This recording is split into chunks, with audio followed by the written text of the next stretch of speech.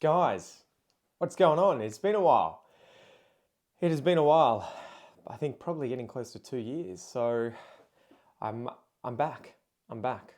I am putting this video together. It's impromptu. I don't have a script, nothing like that. Just chatting to you.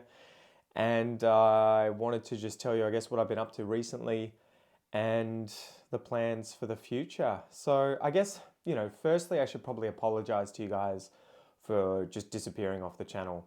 Um, Things kind of got a bit overwhelming when we had our second child, Joanna. So I've got two kids, Noah and Joey.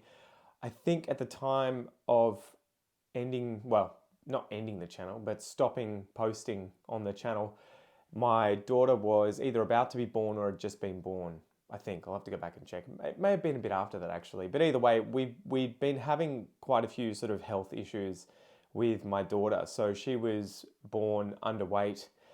She was growth restricted, so that was incredibly stressful during the pregnancy, and she came out really tiny, and we had all these sorts of issues with like her inability to breastfeed. She, for the first 2 years of her life, wasn't putting on much weight. Anyway, I'm going down a bit of a rabbit hole with that, but yeah, suffice it to say, we had a lot of sort of stress with our daughter and family life, and sort of trying to get ahead of things on that front. The good news is she's fine now. I mean, she's still small, but she's a bit of a pocket rocket, my little Joey. And all things considered, she's doing a lot better now. We found out too that she was like lactose intolerant. So for like the first year and a half of her life, she wouldn't sleep through the night. She would be up every hour and a half, crying, screaming. And needless to say, that was very hard not being able to sleep through the night for a year and a half. And we eventually found out that she was lactose intolerant. Like, we had all these tests done, we took her to the doctor, and then eventually we just decided to try her on lactose-free milk. And the problem just went away because she was constantly having tummy aches. I'll save you the details, but she had a lot of issues on that front, and it was just crazy. It was like night and day. As soon as we changed to normal milk with lactase, so the enzyme to reduce lactose in it, she was a completely different person. So that was crazy. And so yeah, I don't know. There was a whole confluence of things, all these things that took place together at the same time that just made life very difficult. And so I focused on the website and on the podcast primarily. So if you haven't checked those out, obviously I'll leave links below, but you can check out the podcast. It's been going the whole time with at least an episode every single week, 2 at the moment, and all of the courses and everything are still kicking along on the website too. And massive thank you to everyone who's been supporting me on that front all the while. But yeah, so YouTube just got a bit much because it was a lot of work, and part of it too was I kind of just felt like I don't know, I didn't have anything to offer that was unique. Right? It's that impostor syndrome type thing. I've had this my entire life. When I was studying at university, I always thought I was the dumbest person in the room, and then it just continued through masters, and then when I did my doctorate, you always just feel like you don't know anything. You're an idiot. What are you doing? When people find out, they're going to be like, "How could you be here?" So for YouTube, it sort of felt the same way. There was a bit of I don't know. I was pushing out a lot of content, but it just felt like I wasn't experienced enough, I didn't know my stuff well enough, I wasn't entertaining enough, I wasn't smart enough, and that you guys would be able to find this content elsewhere from better resources, better channels, everything like that. So that was another sort of part of tapping out for a while with YouTube. I just felt like I didn't have anything good to offer, and anything that I did create, wasn't good enough, or other people had already done it, they'd probably done a better job, and everything like that. So yeah, I think getting past that has been a bit of a journey, and just realizing that you guys like me for me.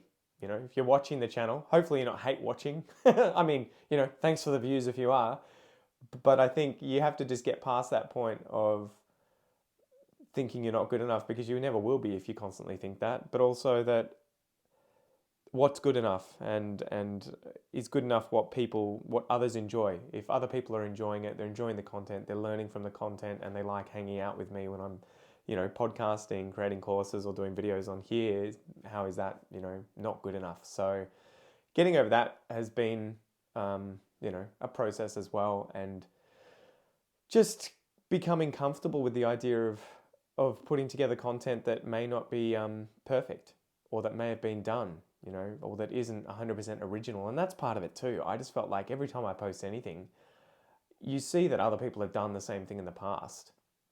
And you just feel like, well, it looks like I'm ripping them off, or I'm, unoriginal. And I think, like with music, you just have to realize that pretty much everything's been done before. And you are, as a musician, as a podcaster, as a YouTuber, you're an artist, an influencer, and you have to take inspiration and influence from other people as well, and be happy putting that content out there. So yeah, anyway, I'm going to be back. I'm going to try and commit. I should say I am going to commit to a video a week. A big part, I should mention too, we moved house, right? We bought a house. We're going through the stress of having to pay a mortgage, which is, for us at least, a hell of a lot more than rent was. So finances are, not as amazing as they were in the past. But also after moving, I hadn't really set up a space to film in. And so I have to just get comfortable with just filming content wherever. Like at the moment, I'm just in the corner of my room. It's funny, I'm like, oh God, I can't have the window in there. I can't have the door handle. Geez, I'm going to look like a total noob.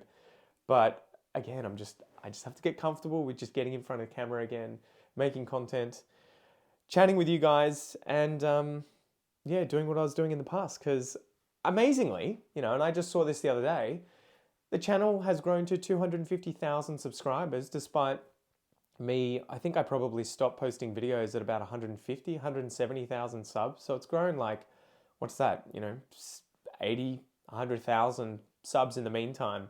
So you're obviously still, watching the old videos, or at least it's the old videos are finding new people. So again, thank you so much if you guys are subscribed and enjoying the content and everything. But I guess I'm just rambling. Anyway, I'm going to try. I am going to come back and keep creating content for you, hopefully with you as well. And I hope you enjoy it. But I also want your feedback. What do you want to learn from me on the channel Aussie English? Primarily this is an Australian English channel, but I can do other things, obviously, covering our culture, our history. Do you want interviews? Do you want short documentaries? Do you want essays about certain stuff? Or do you just want to focus on the language, on the pronunciation, on the grammar, all that sort of stuff? So I've been ranting for about 8 minutes now, so I think that's probably long enough. I think you get the idea. But the last point here is I would love your feedback. If you have anything to say, leave it in a comment below. And that's not just a cheap shot at trying to get engagement. I honestly want to hear what you have to say and what you have to suggest for the channel going forward. Okay? Anyway, ranting, thank you for joining me. I'm sorry I've been away for a long time. I look forward to coming back and hanging out with you guys. And again, thank you so much for sticking with me. See you later.